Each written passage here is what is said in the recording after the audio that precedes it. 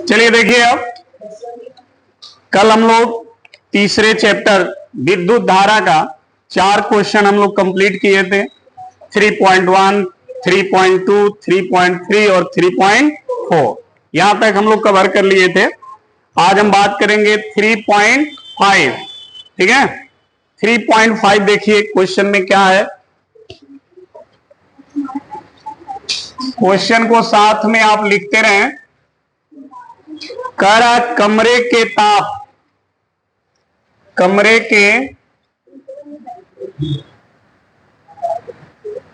के ताप,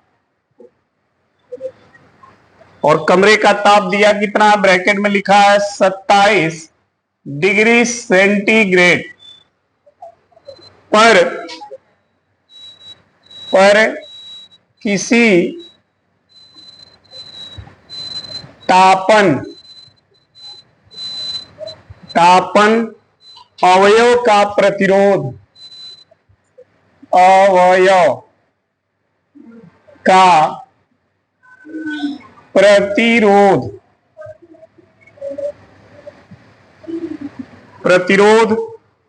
100 ओम है, 100 ओम है। यदि तापन अवयव का प्रतिरोध, यदि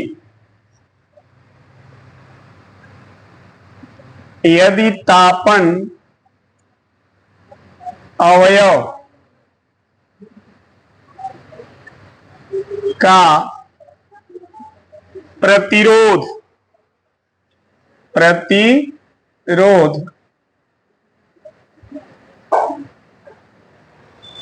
117 ओम, 117 ओम हो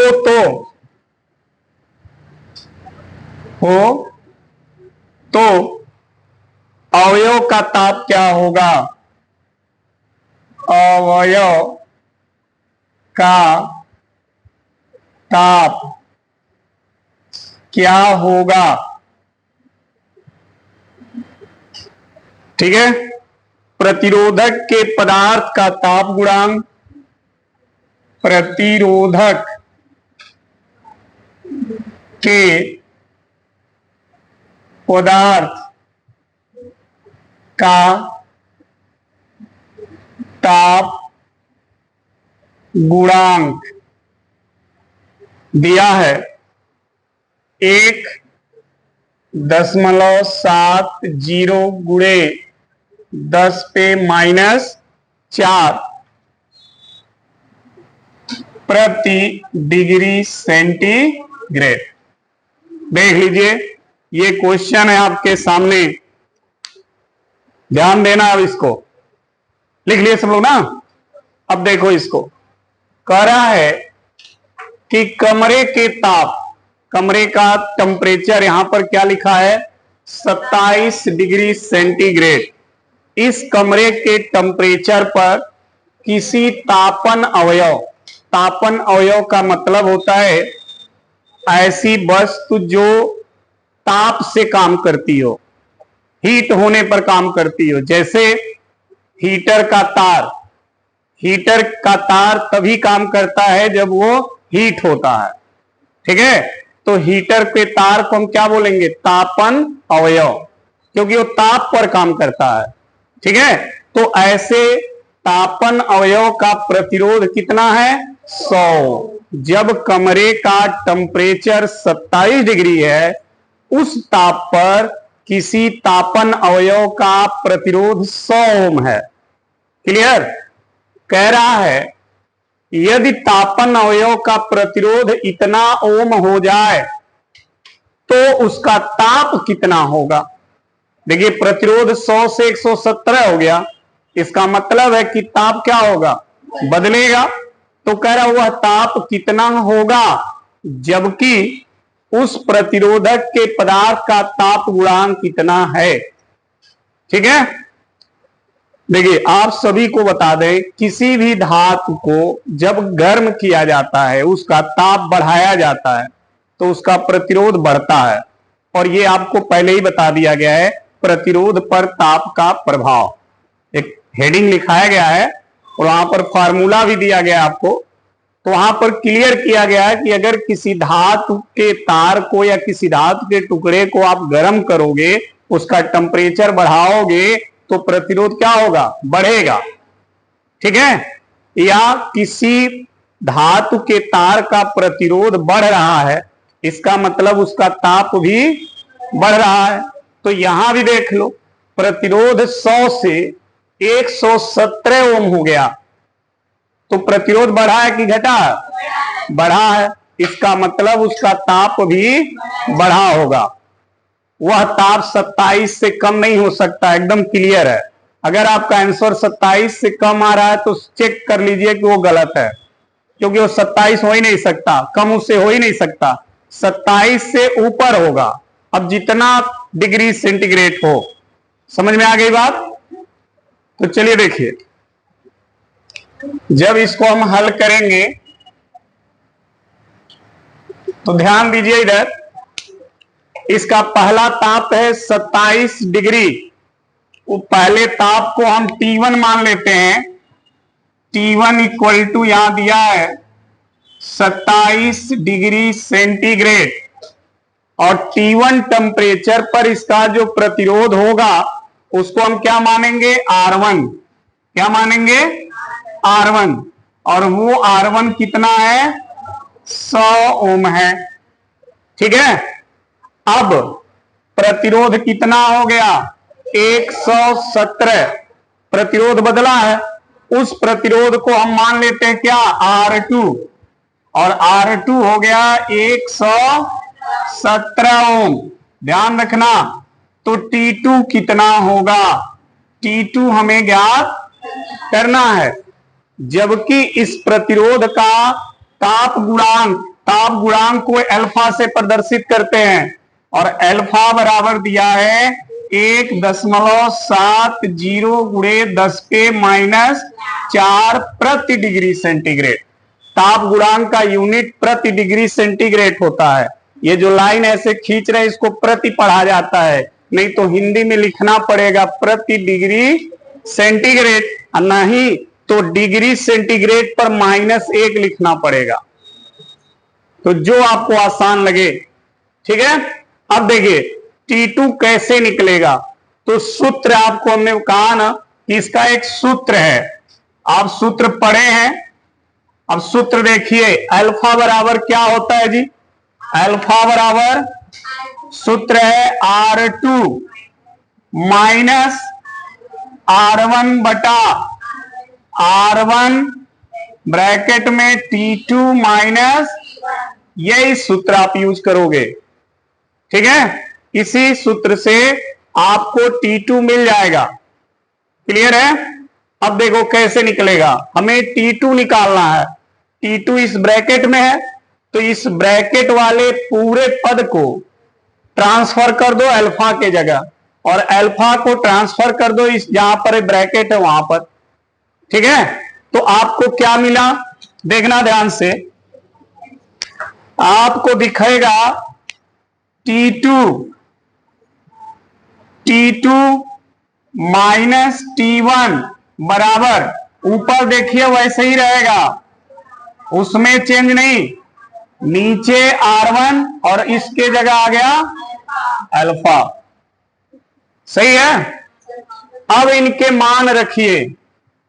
ठीक है? इनके मान को पुट करिए। तो देखिएगा ध्यान से, T2 निकालना है, T1 का मान 27 रख दिया, R2 100 तो 117 रख दिया, R1 100 रख दिया बटा R1 100 रख दिया, अल्फा का मान 1.70, तो 0 लिखिए या ना लिखिए, गुणे 10⁻⁴। ये हो गया। अब इसको हल कर डालें तो घटाइए, 117 में से 100 घटाइए बटा, ये 100 में देखिएगा ध्यान से, 100 में कितना 0 है? 1 0 दशमलव हटा देगा तो कितना हो जाएगा? 17 हो जाएगा। एक जीरो बचा है, वह एक जीरो इसके पावर में जोड़ दो तो घट के कितना आएगा? 10 पे माइनस, तो 10 पे -3 लिख दो। इधर देखो T2 माइनस 27, 17 से 17 कट जाएगा। 10 पे -3 जब ऊपर जाएगा तो उसका घात प्लस हो जाएगा। इधर T2 माइनस 27, 10 पे 3 का मतलब 1000, तो T2 माइनस हो गया 27, उधर भेज दो तो T2 बराबर 1000 प्लस, माइनस है उधर जाएगा प्लस, तो T2 बराबर कितना? 1027 डिग्री। तो दूसरा जो ताप है वो इतना होगा। ठीक है, जब ताप 1027 होगा तब उसका प्रतिरोध 100 से 100, तो हमने शुरू में बोला ना कि देखिएगा ताप बढ़ेगा, 27 से कम नहीं हो सकता, 27 से ऊपर ही होगा। तो कितना हो गया? 1027 डिग्री। यही इसका आंसर है। ठीक है, नोट कर डालिए।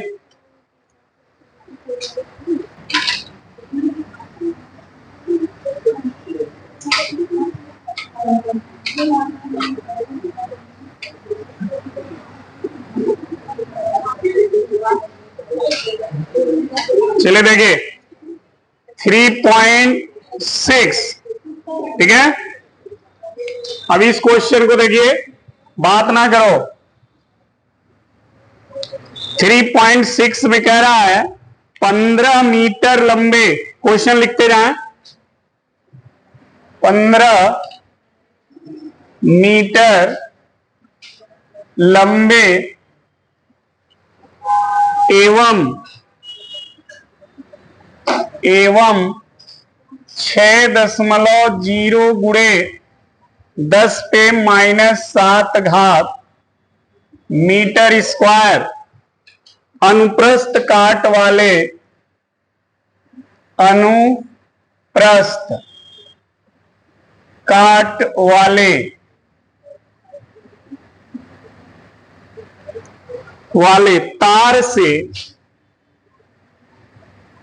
तार से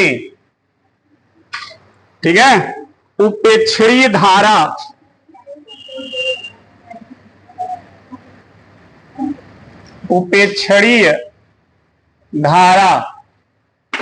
ठीक है प्रवाहित की गई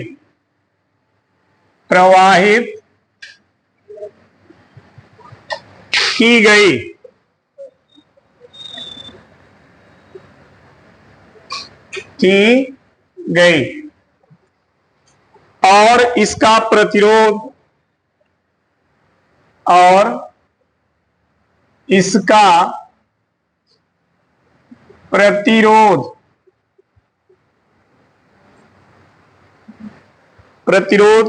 5 ओम मापा गया, 5.0 ओम मापा गया। प्रायोगिक ताप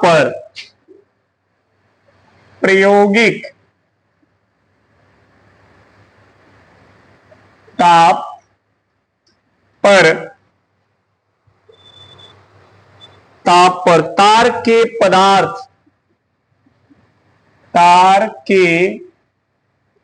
पदार्थ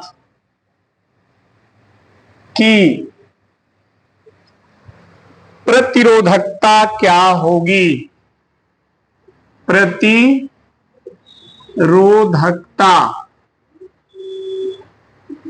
क्या होगी? ठीक है, क्या होगी? सिल्वर की क्या होगी? हो गया। यहां तक ये है क्वेश्चन 3.6। समझो इस प्रश्न को, देखना हो, लिख लिए सब लोग? चलो देखो, कह रहा 15 मीटर लंबे और 6.0 गुणे 10 पे -7 घात मीटर स्क्वायर अनुप्रस्थ काट वाले तार से उपेक्षणीय धारा प्रवाहित की गई और इसका प्रतिरोध 5.0 ओम मापा गया। प्रायोगिक ताप पर तार के पदार्थ की प्रतिरोधकता क्या होगी। तो इसके लिए पहले देखो, समझो, एक तार है, किसी धातु का ये बना हुआ तार है, ठीक है। इस तार की लंबाई दी गई है 15 मीटर और इस तार के अनुप्रस्थ काट का क्षेत्रफल, इस सिरे का क्षेत्रफल दिया गया है 6.0 गुणे 10⁻⁷ घात वर्ग मीटर, ठीक है। कह रहा है इस तार से उपेक्षणीय धारा ली गई है। उपेक्षणीय का मतलब जिस धारा की हम उपेक्षा नहीं कर सकते वो धारा इससे ली गई है। होता है ना कि हम नहीं उपेक्षा करते थे कि आप रिजल्ट में इतना नंबर लाओगे, होता ही नहीं होता। तो उसी तरह से यहां जिस चीज पर हमें विश्वास नहीं था वो चीज हो गई। मतलब हमको लगा कि 5 एम्पियर धारा बही, इसमें तो 10 एम्पियर बहने लगी, तो 10 एम्पियर हमारे लिए क्या हो गया, उपेक्षणीय हो गई, ठीक है। तो वही कह रहा, उपेक्षणीय धारा इससे प्रवाहित की गई है जिस पर इसका प्रतिरोध जो है R कितना पाया गया, इतना ओम। तो कह रहा है इसकी प्रतिरोधकता बताइए। प्रतिरोधकता का मतलब विशिष्ट प्रतिरोध, और विशिष्ट प्रतिरोध को रो से प्रदर्शित करते हैं, यानी रो का मान पूछ रहा है, ठीक है। तो देखो अब इसको हम हल करते हैं। हल इसका समझो। हल देखो,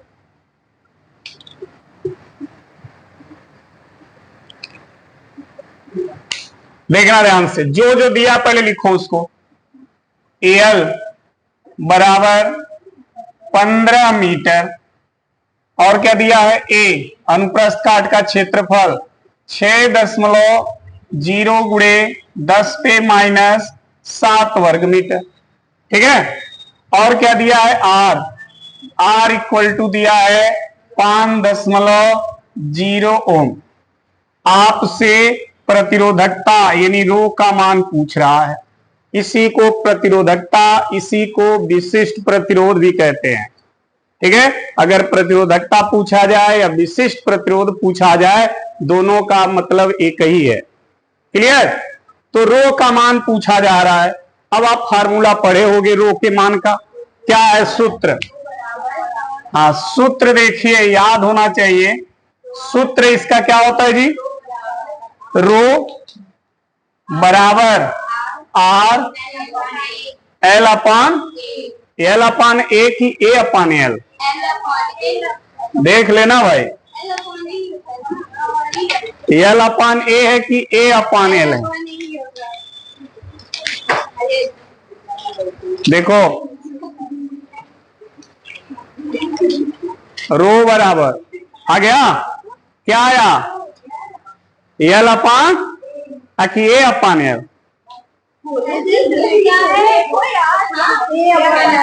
हाँ, तुम लोग तो हमको समझा रहे हो एल अपान ए, हम इसीलिए बार बार रिपीट कर रहे हैं। एल अपान ए तब होता है जब आर का मान होता है, ठीक है। रो के मान में ये उलट जाता है। तो क्या हो जाएगा, ए अपान एल, ठीक है। अगर यहां पर आर होता और यहां पे रो होता तब ये होता है एल बाई ए, ठीक है। अब देखो इसी सूत्र पे सभी मान रख दो, तो रखोगे तो देखना ध्यान से, आर का मान 5 गुणे ए का मान 6.0 गुणे 10 पे माइनस बटे में क्या है बताओ, एल, और एल का मान 15। हल हो जाएगा। देखो कैसे, 5 से 15 कट जाएगा 3 बार में, 3 से 6 कट जाएगा, तो रो का मान कितना आया, 2 गुणे 7। अब बात आती है इसका मात्रक क्या होता है, तो ओम मीटर। मात्रक क्या होता है, ओम मीटर, ठीक है। यही आंसर हो जाएगा, यही प्रतिरोधकता हो जाएगी। नोट कर लीजिए।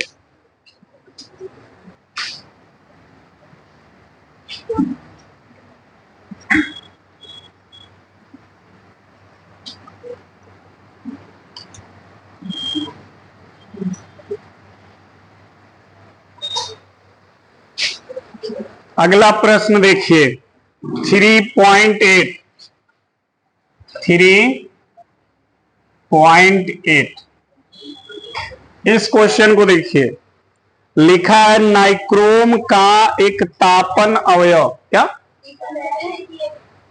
3 कौन था इसके पहले 7, हाँ सॉरी 7, हमको लगा 8 है, चलिए कोई बात नहीं। 7 कह सिल्वर के किसी तार का, लिखते रहिए क्वेश्चन साथ में, सिल्वर के किसी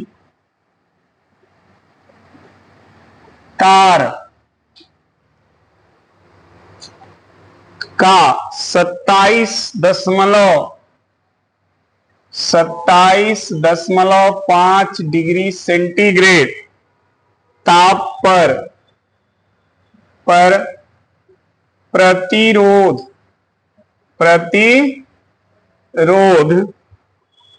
2.1 ओम 2.1 ओम और 100 डिग्री सेंटीग्रेड पर 2.7 ओम 2.7 ओम, ठीक है, ओम है। कह रहा है सिल्वर की प्रतिरोधकता ताप गुणांक ज्ञात कीजिए। सिल्वर की प्रतिरोधकता ठीक है, ताप गुणांक ज्ञात कीजिए। ये छोटा सा प्रश्न है, ठीक है, कोई बहुत बड़ा प्रश्न नहीं है, छोटा सा है, ध्यान दीजिएगा। देखिए कह रहा है इसमें ध्यान देना कि सिल्वर का तार है, ठीक है, सिल्वर क्या धातु है, क्या धातु है, धातु है, ठीक है। तो सिल्वर धातु का ये तार है जो इतने डिग्री पर अपना प्रतिरोध इतना रखता है, और जब ताप को 100 डिग्री कर दिया जा रहा है तो प्रतिरोध इतना हो जा रहा है। तो देखिए तार का ताप बढ़ा है तो प्रतिरोध भी बढ़ा है, बढ़ा कि नहीं बढ़ा, बढ़ा है ना। तो कह रहा बताइए उस सिल्वर धातु का ताप गुणांक कितना होगा, यानी अल्फा का मान कितना होगा, अल्फा निकालना है। फार्मूला अभी एक सवाल में आप पढ़े हैं, वही सवाल का फार्मूला आप यूज करेंगे, ठीक है। तो देखिए इसको हल करिए।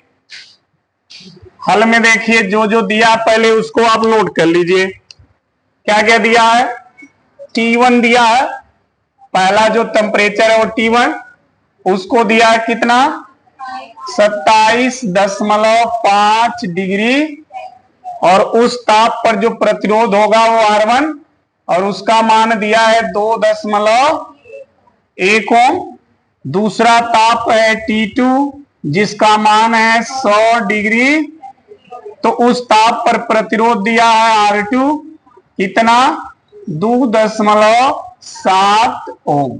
आपसे पूछ रहा है अल्फा का मान बताइए, ठीक है। सूत्र पता है, सूत्र पता है ना, तो सूत्र यहां पर इस्तेमाल करेंगे। सूत्र क्या है, अल्फा बराबर R2 माइनस बटा R1। हाँ देखिए बोलेंगे तो याद होगा, अब मन में लेके पढ़े रहेंगे तो याद वाद नहीं होगा, ठीक है। तो थोड़ा सा मुंह खोलिए और मुंह का बांस बाहर फेंकिए।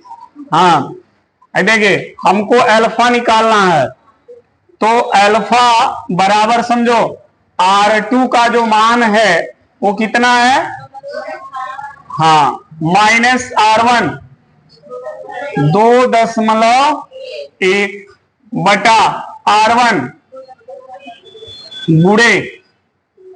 गुड़े क्या ब्रैकेट में T2 100 माइनस T1 27.5। इसी को हल कर दो भाव, अल्फा का मान देखो आ जाएगा, अल्फा बराबर पहले इसको घटाई लो, 7 में से 1 जाएगा तो 5, कितना आएगा, 5 नहीं आएगा, 6 और 2 में से 2 गया तो कुल आया कितना, 0.6 आ गया। चलो अंश का काम तमाम हो गया, हर में आ जाओ, पहले ब्रैकेट वाले को घटाओ, 100 में से 27.5 घटाना है, यानी 100 रुपया में से 27.5 रुपया घटाना है, कितना आएगा, कितना आएगा जी,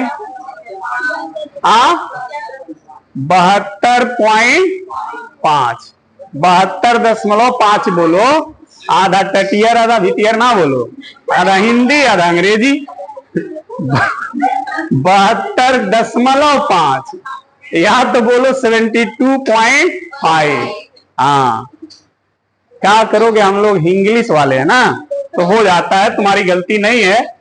अब देखो देखो इधर 2.1, इसको लिख लो, 100 में से इसको घटाई दो, घटाने के बाद ये आएगा 72.5।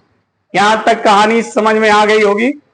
अब देखो अल्फा बराबर, ध्यान देना अब यहां पर है 6 दशमलव के बाद 1 अंक, यहां भी दशमलव के बाद, तो दोनों का दशमलव हटाई दो, ये हट जाता है। अगर ऊपर नीचे बराबर अंक, दशमलव के बाद बराबर अंक हैं तो दोनों का दशमलव हटा दीजिए। हट इसलिए जाता है क्योंकि 10 से ऊपर नीचे गुणा करेंगे तो इसको भी हटा देगा, इसको भी हटा देगा, तो गुणा करने से अच्छा देख लीजिए बराबर अंक है तो अपने मन में ऐसे लिख दीजिए, हाँ ऐसे लिखे तो हो जाएगा 21, लेकिन हाई वाले नहीं हटेगा, अगर इसका हटाओगे तो हाई वाले का रहेगा, क्योंकि एक ही का हटेगा। तो ये कितना हो गया जी, 72.5। अब देखो 21 और 6 है, 3 से कटेगा, 3 से 6 कट जाएगा और 3 से 21, तो अल्फा बराबर ऊपर हो गया 2, नीचे हो गया 7 गुणे 72. अब क्या करो, 72.5 में 7 से गुणा कर लो, ठीक है, तो गुणा करो, 7 पचे 5, 7 दूना 7, 7 सते कितना हो 50, 7 सते 50 ना हो, हासिलिया कहाँ जाए, तो अच्छा बताओ 7 पचे 5 बोलनी है तो ठीक लगेगा, 7 पचे 5 तो 35 होता है, ठीक है, तो कितना हो गया जी 50, एक अंक के बाद ये लो भाई 507. अब यही थोड़ा कहानी कठिन है, 507.5 से 2 में भाग देना है, पहले दशमलव हटा लो तो ऊपर नीचे 10 से, तो ऊपर हो जाएगा नीचे दशमलव, ये इतना हो जाएगा। अब भाग दे दो, ठीक है, भाग देखो, मोबाइल से तुम लोग देने की आदत डाल लेते हो, दिमाग से भाग दो, ये है ना, देख लो, ठीक है। अब करना क्या है तुमको, पहले देखो ये 20 कम है, इससे कम है ना, यहां लगाओ दशमलव, ठीक, दशमलव लगाने के बाद यहां 0 बढ़ा सकते हो, अगर 2 0 बढ़ाओगे तो यहां 1 0, अब कितना हो गया अंदर वाला 2000, अभी भी कम है कि नहीं है, 1 0 और बढ़ा लो, बढ़ गया ना, अब ज्यादा हो गया, अब भाग जाएगा, भाग दो, भाग दो। इसमें कितना जाएगा कै बार में? देखो 5 बार में तो 25 दिख रहा, तो जाएगा नहीं। 4 वाले में जाएगा, चारों वाले में नहीं जाएगा, 3 वाले में जाएगा। देखो 3 पचे 1 हासिल, 3 सते 21 और 1 हासिल 2, 3 सुनाए 3 सुनाए 3, ये बाप हो गया, 3 सुनाई 3। यही से देखा बताई जी, आगे बैठे वाला रहेला वह सही बा, पीछे वालन के आगे बैठा तो उल्टा पलटी पढ़िया पहाड़ा। 3 सुनाई पूरा दुनिया जाने ला जीरो में कोनो बुरा वाला जीरो, ये 3 सुनाई 3, तो 3 एक आई ना। देखो भुलवा दी, कहां थे? 3 सत्ते 21, देखो जी 3 पचे 15, हाँ 3 सत्ते 21 1 22 हासिल 2, 3 सुनाए सुन और 2 जोड़ोगे, 3 पचे, अब घटा लो, घटाओ देखो, हाँ 5, यहाँ कितना बची 9, 9 में से 2, यहाँ 9 2, यहाँ 9 5, बहुत अच्छी। अब देख लो भाई कम हो गया ना, फिर क्या करोगे? यहाँ पे 0 बढ़ा लो, यूं 0 बढ़ा लो, बढ़ा सकते हो ना? नहीं, गलत हो जाएगा। हो गया जी, अब हो गया ना। अब जाएगा भाग, कै बार में जाएगा? 9 पचे 45, 9 बार में जाएगा। देख लो 47 और 45 आएगा, 9 बार में जाएगा। देखो ध्यान से, 9 पचे 45 हासिल 4, 9 सत्ते 63, 9 सत्ते 63, 63 में 4 जोड़ो 67, 67 को 7 हासिल 6, 9 सुनाई सुन और 6, 9 पचे 45। अब देखो करना क्या है, दशमलव के बाद 3 अंक आ गए ना, बस काम खत्म करो। बहुत मजाक हुआ।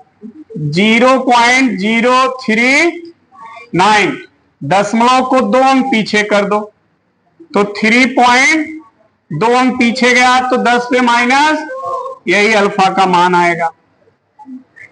ठीक है, नोट कर लो, फटफटा आगे नोट करो तो।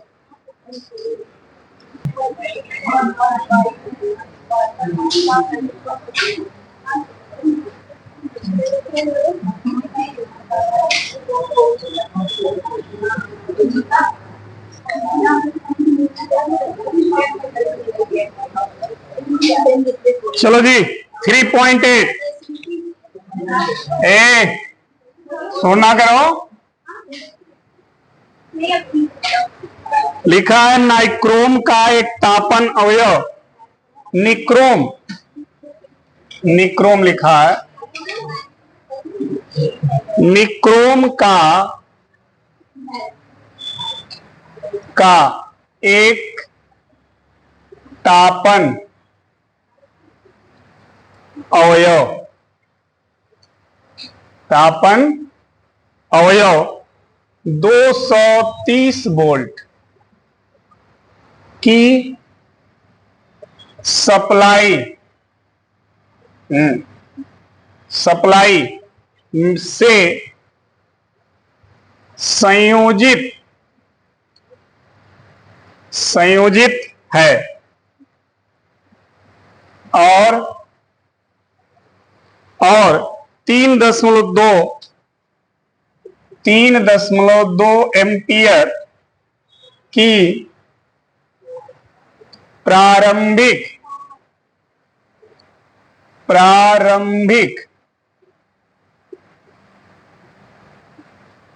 धारा लेता है।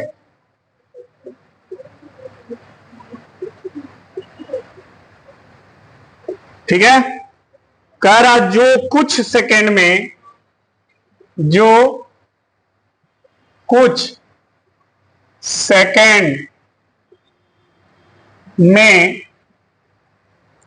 2.8 एम्पियर पर अस्थाई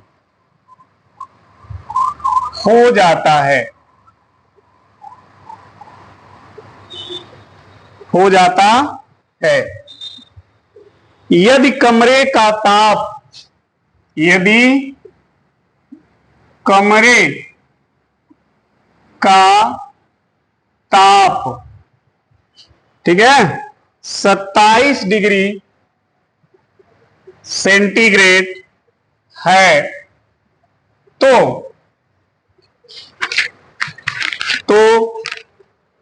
तापन अवयव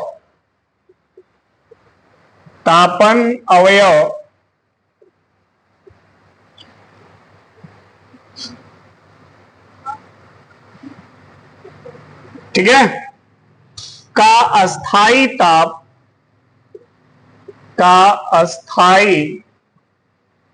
ताप क्या होगा,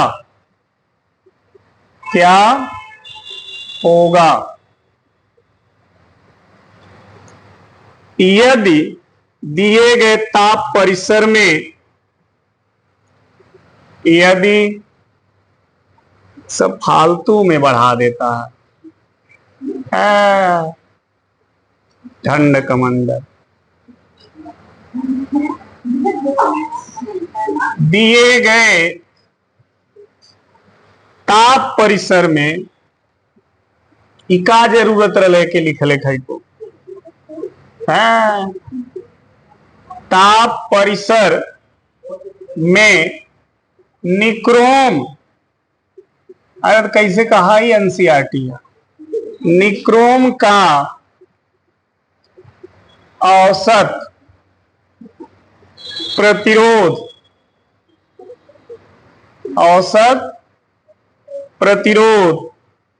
का ताप गुणांक 1.70 गुणे 10⁻⁴ प्रति डिग्री सेंटीग्रेड है। बताओ, देखो जी, कुल इतना फालतू में लिखवा दिया है। दिए गए ताप परिसर में इको का सीधे लिख दिया होता, जैसे पिछले क्वेश्चन में लिखा था ताप गुणांक कितना है।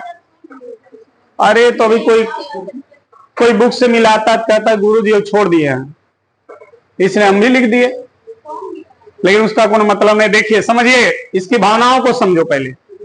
हाँ, कह रहा है, देखो इंग्लिश में नाइक्रोम पढ़ा जाता है, हिंदी वर्जन में निक्रोम है, वो NICROM इसका स्पेलिंग है, तो नाइक्रोम पढ़ते हैं, लेकिन हिंदी में उसको, तो अंग्रेजी और हिंदी का प्रोनाउंसिएशन अलग अलग है, थोड़ा ध्यान रखना।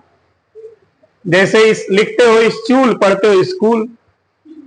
हाँ, तो देखो, निक्रोम का एक तापन अवयव, मतलब नाइक्रोम का, ठीक है, एक तार है जिसका 230 वोल्ट की सप्लाई से जब उसको जोड़ा जा रहा है, तो उस तार में 3.2 एम्पियर की धारा बह रही है। समझना? तो पहले जो दिया, पहले उसको लिखते चले, देखना वो का दिया है, वोल्टेज दिया है, V का मान दिया है 230 वोल्ट। ये सप्लाई है, बैटरी हो चाहे कोई विद्युत स्रोत हो, उसका वोल्टेज 230 है, वो नहीं बदलना है। वह जब उस तार से जुड़ रहा है, तो तार में जो धारा दे रहा है I1, वो दे रहा है 3.2 एम्पियर। ठीक है, तो R1 कितना हो जाएगा, R1 निकाल लो। R1 बराबर V/I, ओम नियम, तो V/I1 हो जाएगा। ठीक है, यहीं से R1 निकाल लो फटाक से। V का मान 200, R1 I का मान दशमलव हटा दो, इतना बटे 32 हो गया। भाग दे दो, भाग आएगा नहीं, ये तो दिक्कत है। 2300 में 32 से भाग देना है, तो देखो 23 अगर लोगे तो 32 से कम हो जाएगा, तो 0 भी ले लो, 230 होगा।